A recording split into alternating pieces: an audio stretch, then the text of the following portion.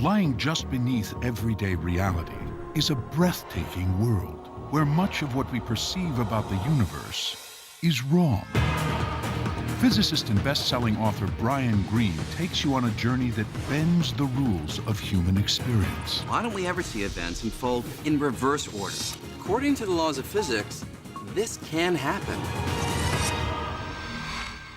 It's a world that comes to light as we probe the most extreme realms of the cosmos, from black holes to the Big Bang to the very heart of matter itself. I'm gonna have what he's having.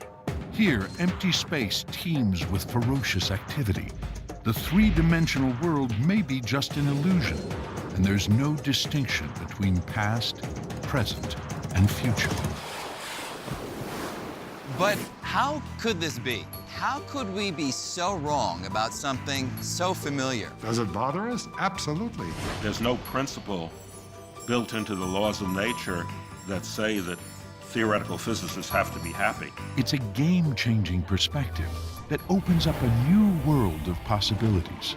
Coming up, what if new universes were born all the time? In this picture, the Big Bang is not a unique event. And ours was one of numerous parallel realities. Somewhere, there's a duplicate of you and me and everyone else.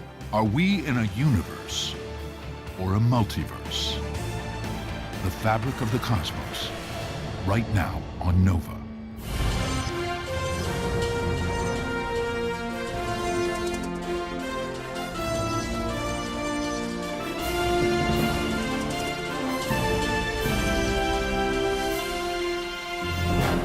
Major funding for Nova is provided by the following: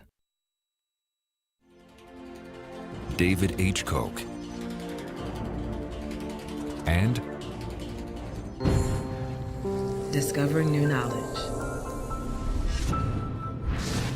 HHMI. and by the Corporation for Public Broadcasting, and by contributions to your PBS station from viewers like you. Thank you.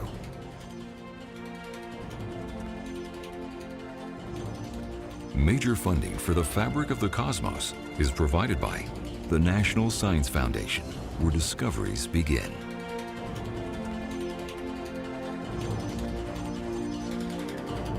And the Alfred P. Sloan Foundation, supporting original research and public understanding of science, technology, engineering, and mathematics. Additional funding is provided by the Arthur Vining Davis Foundations, dedicated to strengthening America's future through education. The U.S. Department of Energy's Office of Science, and the George D. Smith Fund.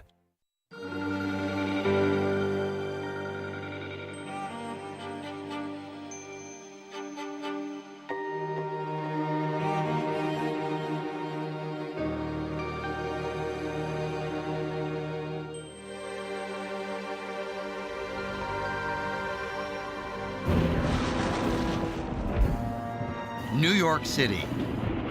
They say there's nowhere else like it. Home to 8 million people. Countless structures, monuments, and landmarks. Every one of them unique. Or so we think. Uniqueness is an idea so familiar we never even question it.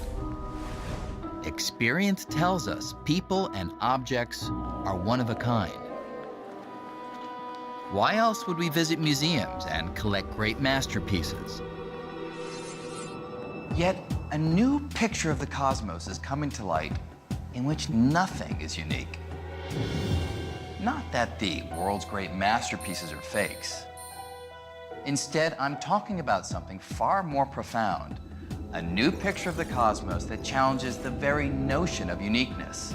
One in which duplicates are inevitable. And that's just the beginning. There might be duplicates not just of objects, but of you and me and everyone else. But if this new picture is right, where are these duplicates and why haven't we ever seen them? answer may lie outside our universe. There was a time when the word universe meant all there is, everything. The notion of more than one universe, more than one everything, seemed impossible. But perhaps, if we could go beyond our solar system, beyond the Milky Way, even beyond other distant galaxies, past the end of the observable universe, we'll find that there's more, a lot more, that our universe is not alone. There may be other universes. In fact, there might be new ones being born all the time. We may actually live in an expanding sea of multiplying universes, a multiverse. If we could visit these other universes, we'd find that some might have basic properties of nature so foreign that matter as we know it couldn't exist.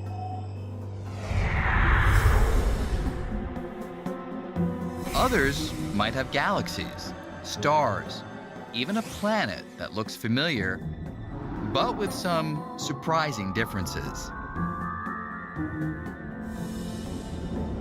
And if there are an infinite number of universes in the multiverse, somewhere there's a place where almost everything is identical to ours, except for the slightest details. Like maybe there's another Brian Greene who ends up in a different line of work.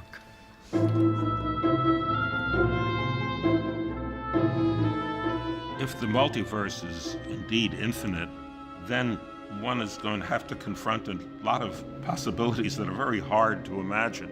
There'll be other places where there'll be Alan Guths who will look and think and act exactly like me, as well as many where there'll be Alan Guths who look and think almost exactly like me, but with some small differences. Is it science? Is it a part of metaphysics? Is it just philosophy? Is it religion? Physicists tend not to ask those questions. They just say, let's follow the logic. And the logic seems to lead there. However unfamiliar and strange the multiverse might seem, a growing number of scientists think it may be the final step in a long line of radical revisions to our picture of the cosmos. That is, there was a time when we thought that the Earth was at the center of the cosmos and that everything else revolved around us. Then along came scientists like Galileo and Copernicus, and they showed us that it's the sun, not the Earth, that's at the center of our solar system. And our solar system, it's just a little neighborhood in the outskirts of a gigantic galaxy. And our galaxy, it's one of hundreds of billions of galaxies that make up our universe. Now, all of these ideas sounded outrageous when they were first proposed, but today we don't even question them. The idea of a multiverse may be similar. It simply may require a drastic change in our cosmic perspective. On the other hand, some scientists think that the multiverse is nothing but a dead end for physics. I'm very uncomfortable with the multiverse. To become solid science, it's got a lot of growing up to do. You know, it exists in the same way that, you know, angels might exist. We have to make our bets. And I think right now the multiverse is a pretty good bet. I think there's a good chance that the multiverse is real and that 100 years from now people might be convinced that it's real. So where did this idea come from? And what's the evidence for it? Well, several surprising discoveries suggest that we really may be part of the multiverse. The first of these discoveries has to do with the generally accepted theory of the origin of our universe, the Big Bang. According to this theory, our universe began some 14 billion years ago in an intensely violent explosion. Over billions of years, the universe cooled and coalesced, allowing the formation of stars, planets, and galaxies. As a result of that explosion, the universe is still expanding today. But if you could run the history of our universe in reverse, all the way back to the beginning, you'd find that the Big Bang Theory tells us nothing about what sent everything hurtling outward in the first place. It's called the Big Bang Theory, but the one thing that it really says nothing about at all is the bang itself. It says nothing about what banged, why it banged, or what happened before it banged. So, what fueled that violent explosion? What force could have driven everything apart? The quest to figure that out would bring scientists face to face with the multiverse. One physicist whose work unexpectedly helped lay the foundation for the multiverse idea is Alan Guth. Today, he's a professor at MIT. But back in 1979, Guth and a colleague, Henry Tye, were pursuing a new idea about how particles might have formed in the early universe. Henry suggested to me that we should maybe look at whether or not this new process that we were thinking of would influence the expansion rate of the universe. Guth and Tye hadn't set out to investigate the expansion rate of the universe in the first moments after the Big Bang. But Henry Tye's question caused Guth to review their calculations one more time. I stayed up quite late that night and went over the calculations very carefully, trying to make sure everything was correct.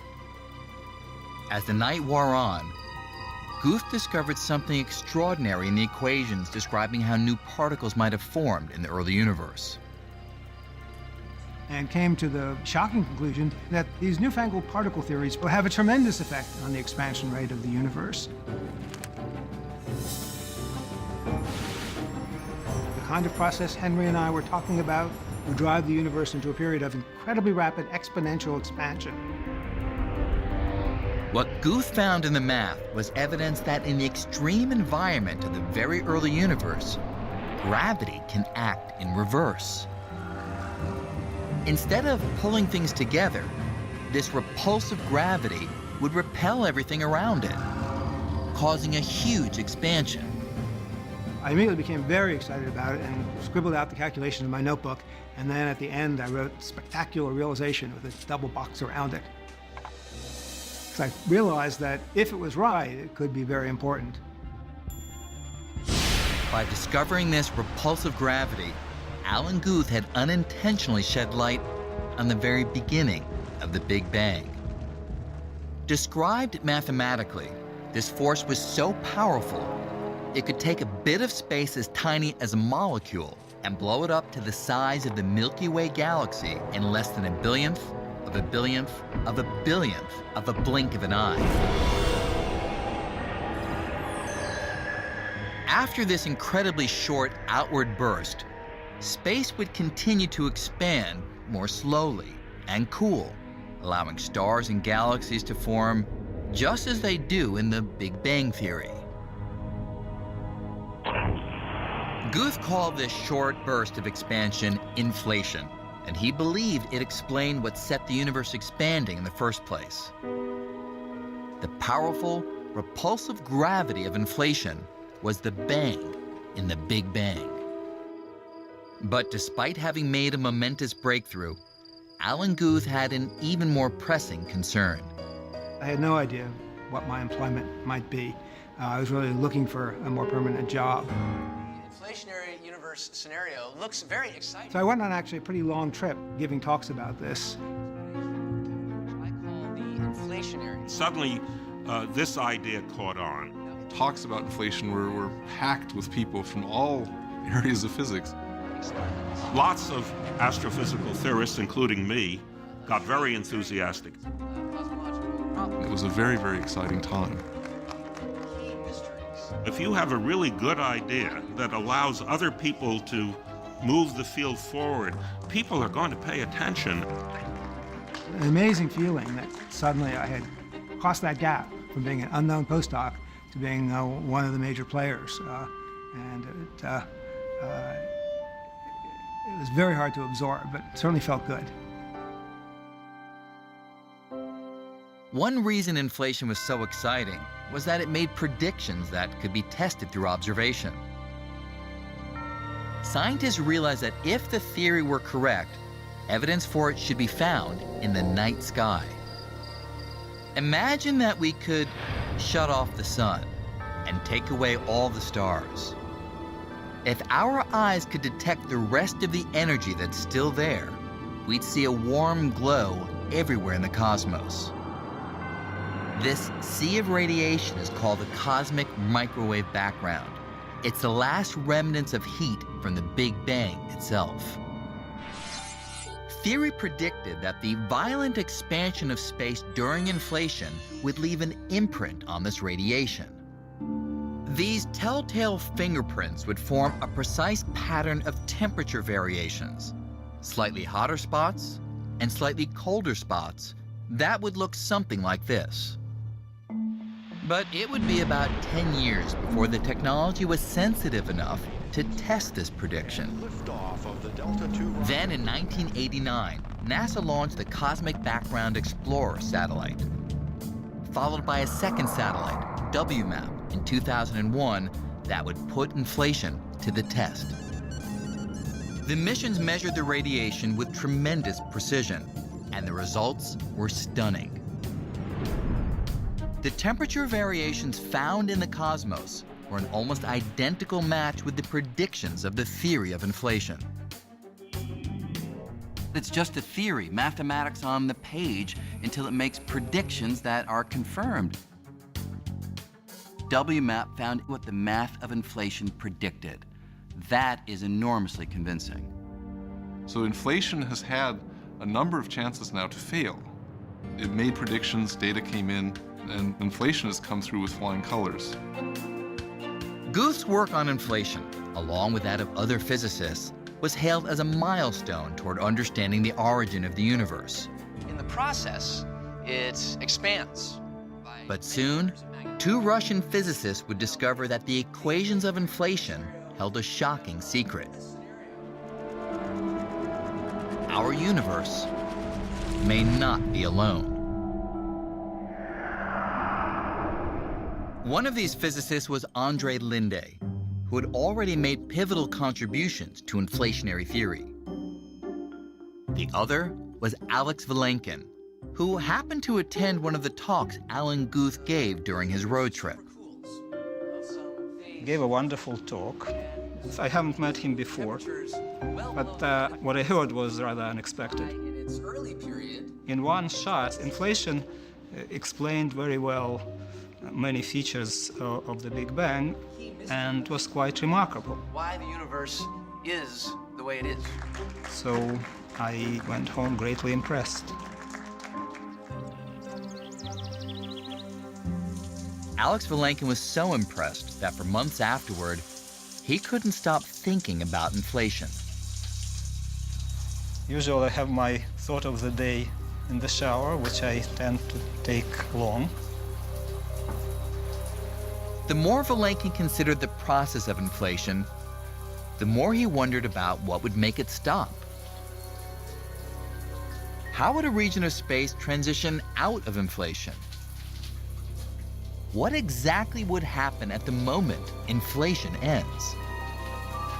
As I thought about it, it turns out that the end of inflation doesn't happen everywhere at once. Vilenkin suddenly realized that if inflation doesn't end everywhere at once, then there's always some part of space where it's still happening. So in this picture, the Big Bang is not a unique event that happened. There were multiple bangs that happened before ours, and there will be countless other bangs that will happen in the future. It was a striking and unexpected new picture in which inflation would stop in some regions but always continue somewhere else. New Big Bangs are always occurring, and new universes are always being born, yielding an eternally expanding multiverse. Linde and Vilenkin in particular pushed the idea that inflation might never end, that this ballooning process could happen over and over again, giving one universe after another after another. So, was this a revolution in science or a theory that's full of holes? The idea became known as eternal inflation, and you can picture it something like this. Imagine that this block of cheese is all of space before the formation of stars and galaxies. Now, according to inflation, space is uniformly filled with a huge amount of energy, and that energy causes space to expand at an enormous speed. As it does, here and there the energy discharges, sort of like a spark of static electricity. But this is like static electricity on a cosmic scale. And when it discharges, all that energy is rapidly transformed into matter in the form of tiny particles. That process is the birth of a new universe, what we have traditionally called the Big Bang. Inside these new universes, which are like holes in the cheese, space continues to expand, but much more slowly. And sometimes galaxies, stars, and planets form, much as we see in our universe today. Meanwhile, outside of these new universes, the rest of space is still full of undischarged energy and is still expanding at enormous speed.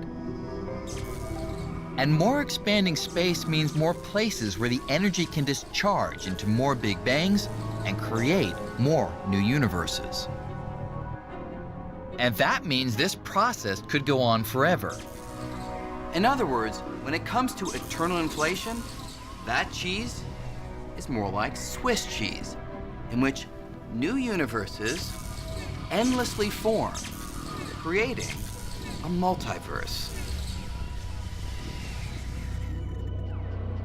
The multiverse, a profound implication of eternal inflation.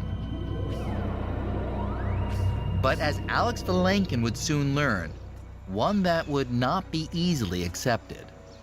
I thought I realized something important about the universe, and I wanted to share this with my fellow physicists. And one of the first, of course, had to be Alan Guth. Now, we know that quantum fluctuations in the scalar field are different in different regions in space. I thought he would be excited about it. As a result, in some regions, But actually this encounter didn't go as planned. inflation will last longer than in others. The delay of inflation... As I was describing to him my new picture of the universe, inflating regions and so forth, expansion.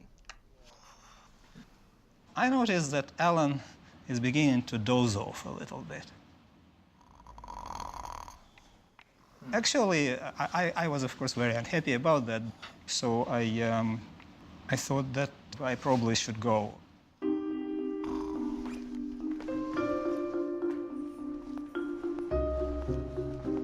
One problem with the concept of a multiverse was that there seemed to be no way to detect it.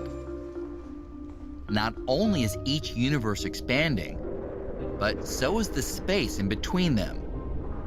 And that means that nothing, not even light, can travel from any of the other universes to reach us. Physicists did not really respond very well to this idea of eternal inflation. Once I said that I'm going to tell them something about things beyond our horizon that cannot in principle be observed, most of them just lost interest right there. Alex Vilenkin thought he was onto something big, but others were skeptical. So Vilenkin reluctantly tried to put his work on eternal inflation out of his mind. Who wants to talk about a universe you're never going to see? The multiverse can't make predictions. It can't be tested. You could make the case that it's not really science. How can you ever be confident of it when you can't see the other parts of the multiverse? We can only see our little patch, our little expanding cloud of galaxies. How are we ever going to know? You can't prove the multiverse exists. It's not wrong. You can't prove that it doesn't exist. So why should we believe it? Alex Vilenkin tried to stop thinking about the multiverse. With no hard evidence to support it, the idea seemed to have hit a dead end. Many people thought that it's just not science to talk about things that you cannot observe. So I did not return to the subject for almost 10 years. Meanwhile, Vilenkin's Russian colleague Andrei Linde kept the flame alive. He had independently come up with his own version of eternal inflation, but unlike Vilenkin, he would not be deterred. Maybe I'm a little bit more arrogant. When I got the idea for this multiverse, I understood that this may be the most important thing which I ever do in my life. And then if somebody doesn't want to hear it, that's their problem. Linde published more than a dozen papers, but his work would meet an equally chilly reception. It seemed no one wanted to hear about the idea of a multiverse.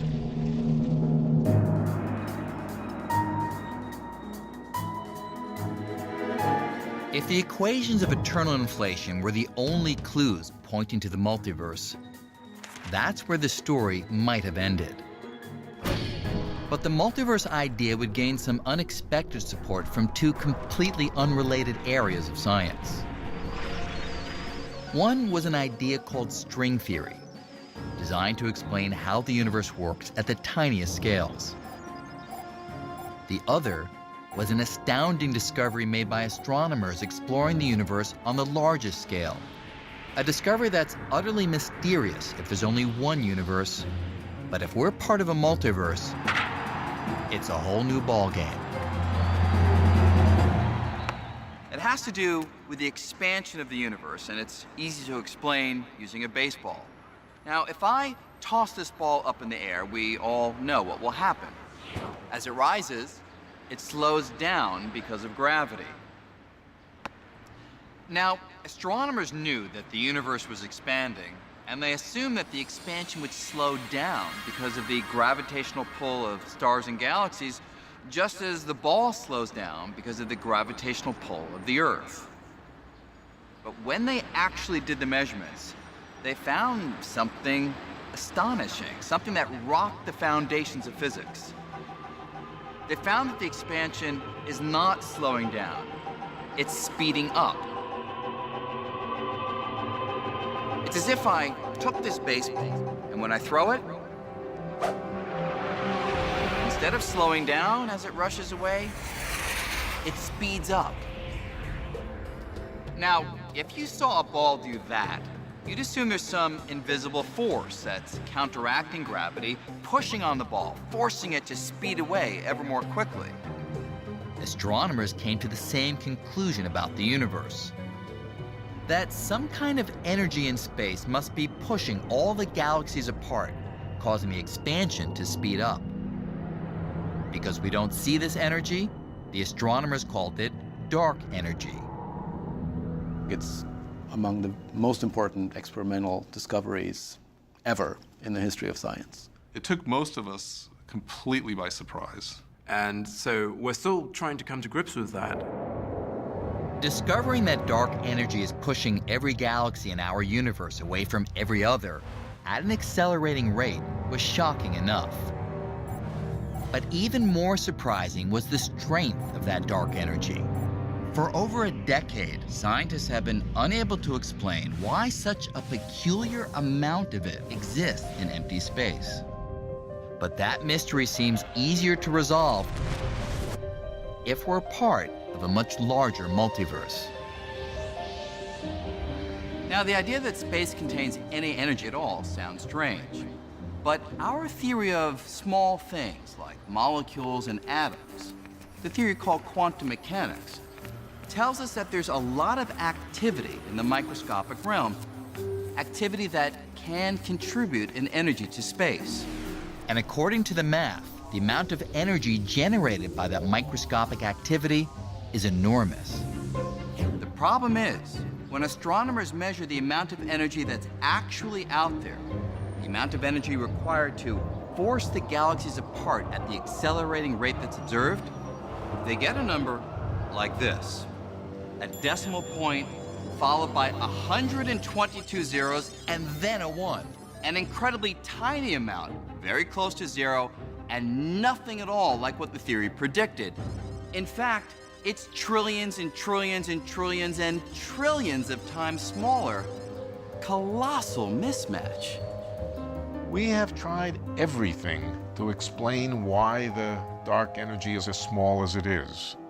We have tried everything and everything fails. Hopeless. I once called this the worst failure of an order of magnitude estimate in the history of science. Does it bother us? Absolutely. Finding that the amount of energy in space is so much less than our theory predicts is not just an academic problem. The precise strength of that repulsive gravity, well, that has profound implications for all of us. For example, if I were to increase the strength of the dark energy just a little bit by erasing 4 or 5 of these zeros, I still have a tiny number, but the universe would be radically different. That's because a slightly stronger dark energy would push everything apart so fast that stars, planets, and galaxies would never have formed. And that means we simply would not exist. And yet, here we are.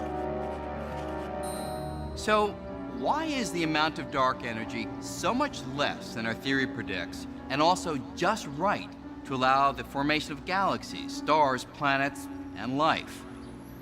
We just don't know. The mismatch between the theoretical predictions of dark energy and what astronomers have observed is one of the great mysteries that science faces today. But consider this. If we do live in a multiverse, then the mystery of dark energy might not be so mysterious after all.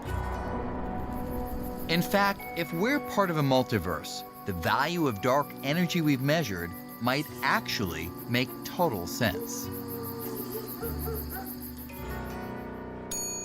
Hi, reservation for green.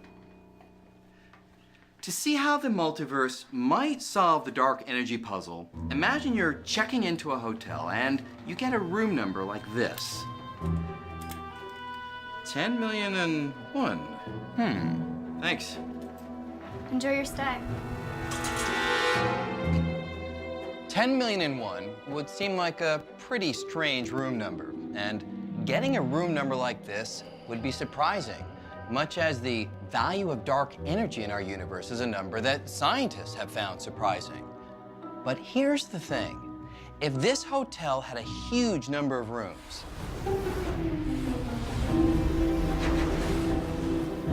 say billions and billions, then getting room number 10,000,001 wouldn't be so surprising. In a hotel this big, you expect to find a room with that number.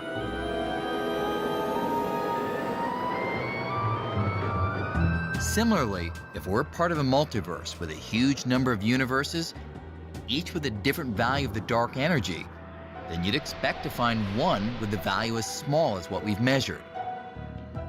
If you think of each of these rooms as a universe, and each universe has a different value for the dark energy, then most of these universes won't be hospitable to life as we know it.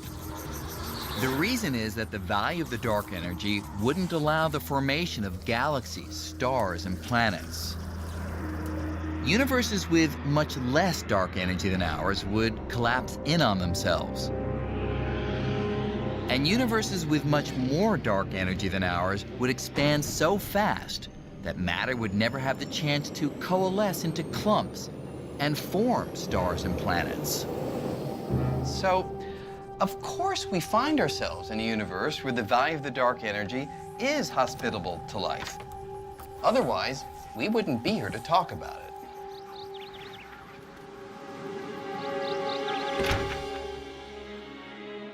So, if we're part of a multiverse, the mystery of dark energy becomes not so mysterious. But there's a piece of the puzzle missing.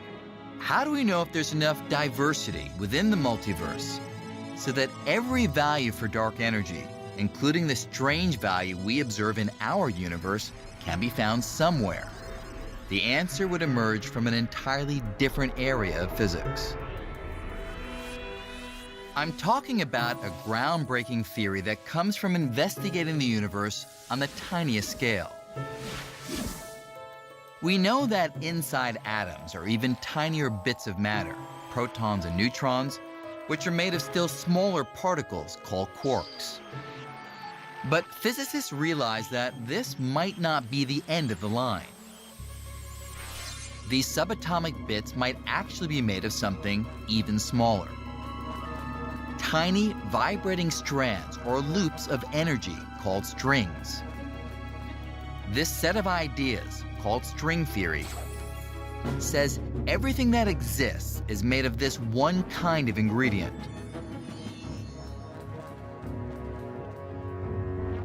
And just as a single string on a cello can produce many different notes depending on how it vibrates, strings can take on different properties depending on how they vibrate, creating many kinds of particles. From this theory came the promise of elegant simplicity, a single master equation that would explain what we see in the world around us. String theory would be beautiful, it would be elegant, and calculation from that very simple theory would produce the world as we know it. But for this beautiful theory to work, there was a catch. The math of string theory required something that defies common sense. A feature that would open the door to the multiverse. Extra dimensions of space. We're all familiar with 3 dimensions of space: height, width, and depth. But the math of string theory says these aren't the only dimensions. The mathematics works only if the strings move and vibrate, not just in the 3 directions that we see, but in those and, say, 6 more, 9 space dimensions in all. So if string theory is right, where are these extra dimensions? And why can't we see them?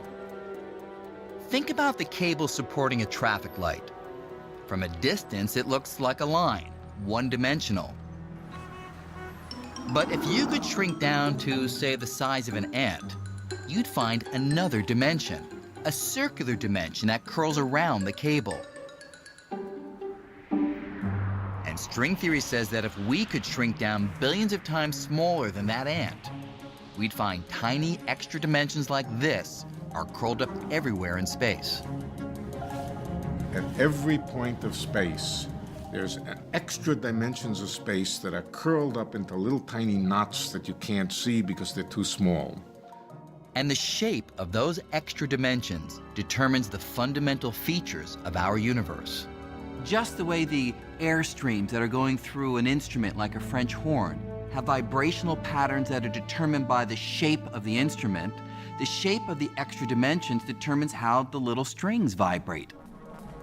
Those vibrational patterns determine particle properties. So all of the fundamental features of our universe may be determined by the shape of the extra dimensions. The way those extra dimensions of space are put together is in many respects like the DNA of the universe. They determine the way the universe is going to behave, just exactly the same way as DNA determines the way an animal is going to look. The problem was, the more string theorists looked, the more ways they found that extra dimensions could be curled up. And the math provided no clues as to which shape was the right one corresponding to our universe. I think the consensus right now is that that number seems to be astronomical. There are published papers suggesting upwards of 10 to the 500. That's 10 followed by 500 zeros, different possible shapes. 10 to the 500 different possible shapes for the extra dimensions, each appearing equally valid.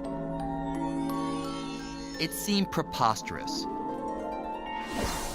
especially for a theory that was looking for one single master equation to describe our universe.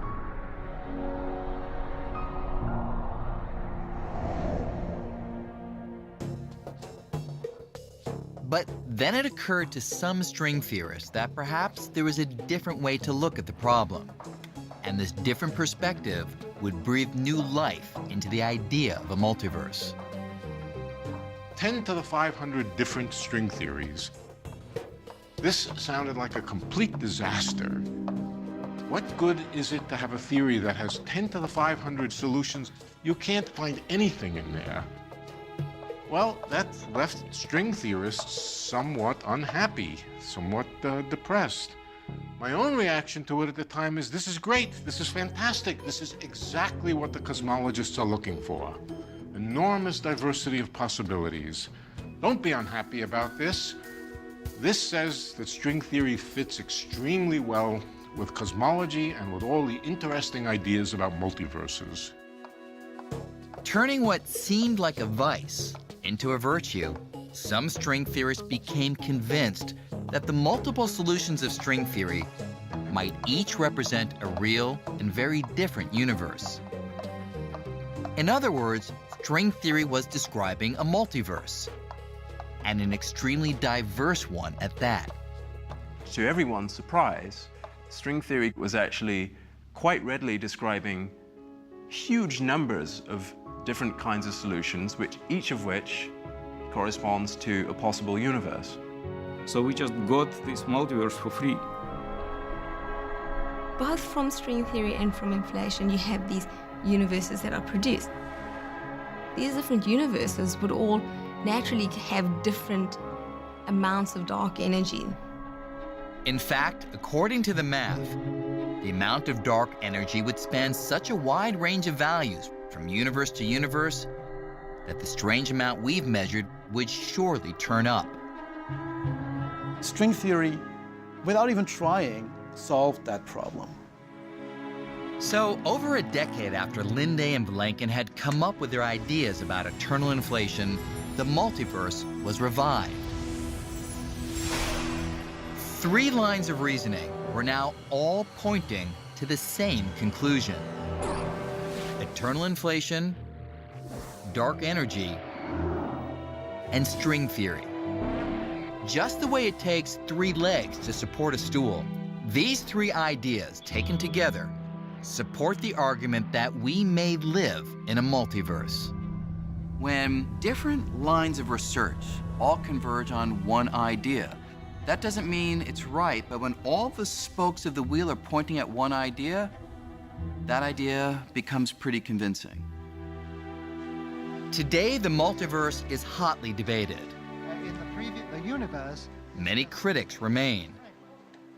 David Gross is going to tell us no, no, no. But multiverse advocates like Alex Vilenkin, Alan Guth, and Andre Linde are no longer alone. The tide appears to be turning, and now these ideas are accepted to a much larger degree. Genie is out of the bottle. You cannot put it back. So, what would it be like if we could travel to some of these other universes? What would we see? Some might be vastly different from our own, with properties unlike anything we've ever seen. In fact, some universes in the multiverse might not have light or matter or anything recognizable at all.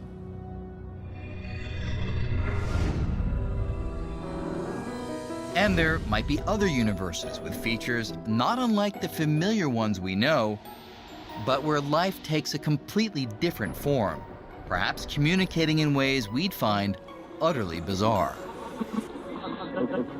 And the math shows that if we were able to visit enough of these universes, we might eventually find ones like ours, with a Milky Way galaxy, a solar system, and an Earth. Except with some slight differences. In one, maybe the asteroid that killed off the dinosaurs 65 million years ago missed. And evolution charted a new course.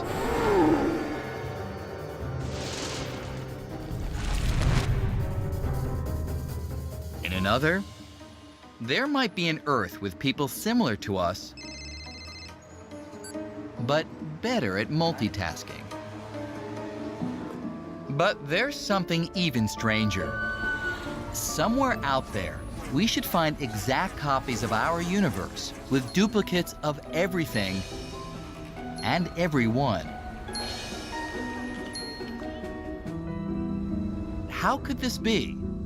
How could there be exact duplicates of ourselves out there in the multiverse? To see how, take this deck of cards. It's made up of 52 different cards, and if I deal them, everyone will get a different hand. But over the course of many, many rounds, eventually, some of the combinations will start to repeat.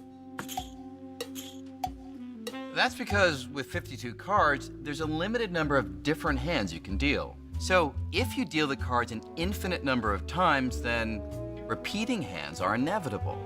And in the multiverse, a similar principle applies. That's because, according to the laws of nature, the fundamental ingredients of matter, or particles, are kind of like a deck of cards. In any region of space, they can only be arranged in a finite number of different ways. So, if space is infinite, if there are an infinite number of universes, then those arrangements are bound to repeat.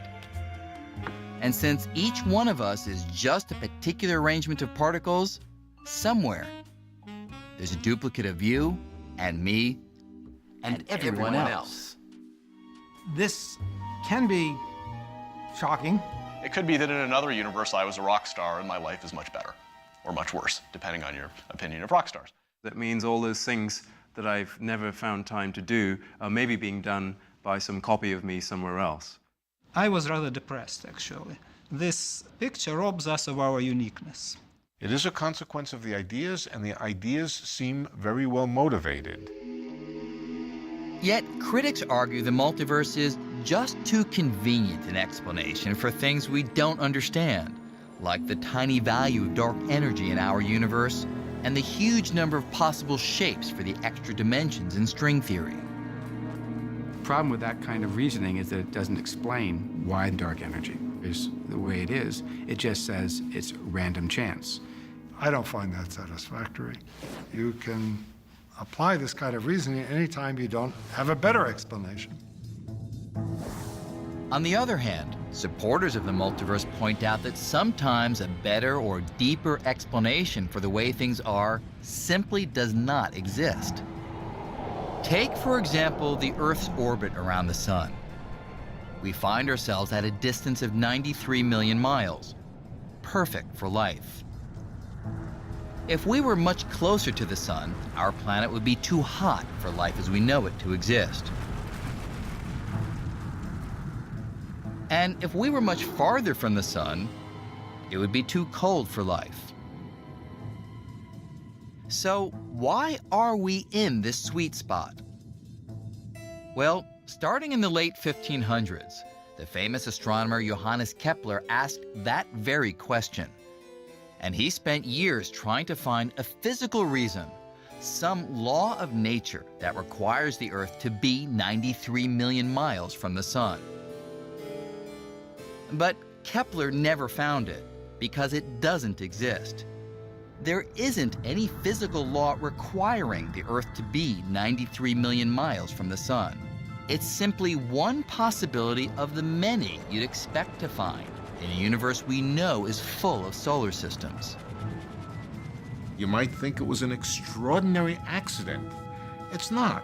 It's just that there are a lot of planets out there.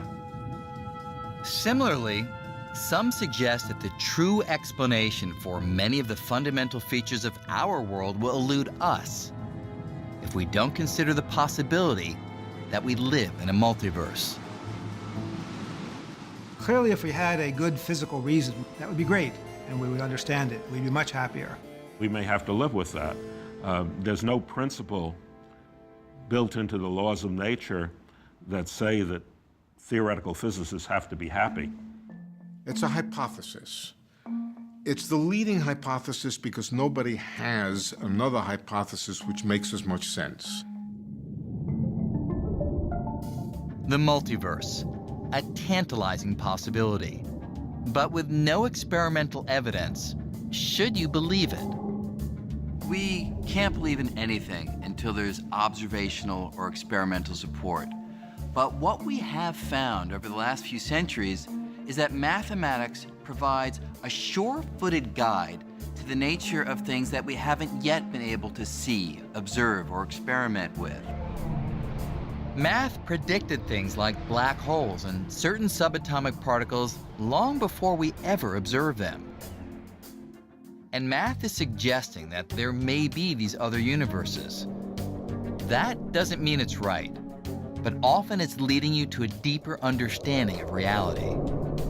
If you choose not to believe it, that's perfectly fine, because we have not given you any evidence yet.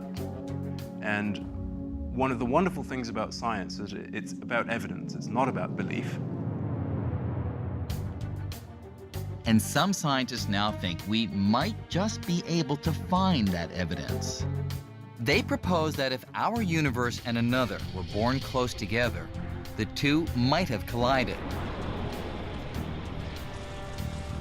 That collision could have left its own fingerprints, ripples in the cosmic background radiation, the heat left over from the Big Bang. My guess is, yes, that in 100 years we will know one way or another whether these ideas are right. 100 years from now, it may be an amusing historical episode. We don't know. But if you only work on the things that are already well established, you're not going to be part of the next big excitement. If we do verify the multiverse, it would change our perspective much as Copernicus did 500 years ago when he showed that the Earth is not the center of the cosmos. And some might say that if our universe is just one of many, our descent from the center would be complete. Regardless, I think it's more important just that we're so lucky that we can understand the universe. I think it's a great ride, and I think it's really good for physics that we have this tension. I don't know where I'm going to end up.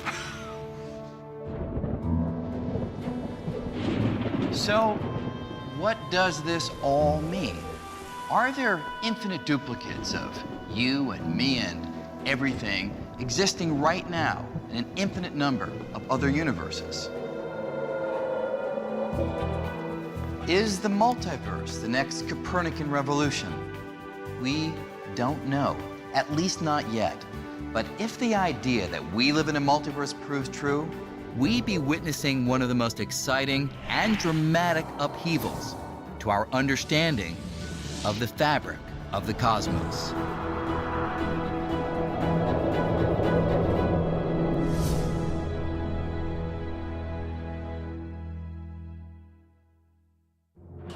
Major funding for NOVA is provided by David H. Koch and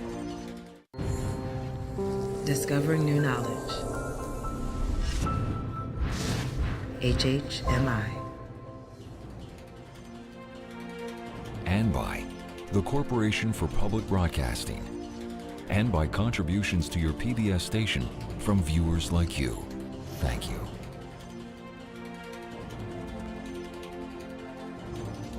Major funding for the fabric of the cosmos is provided by the National Science Foundation, where discoveries begin.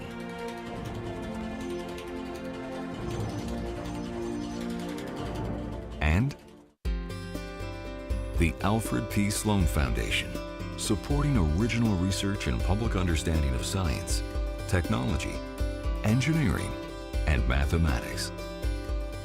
Additional funding is provided by the Arthur Vining Davis Foundations, dedicated to strengthening America's future through education.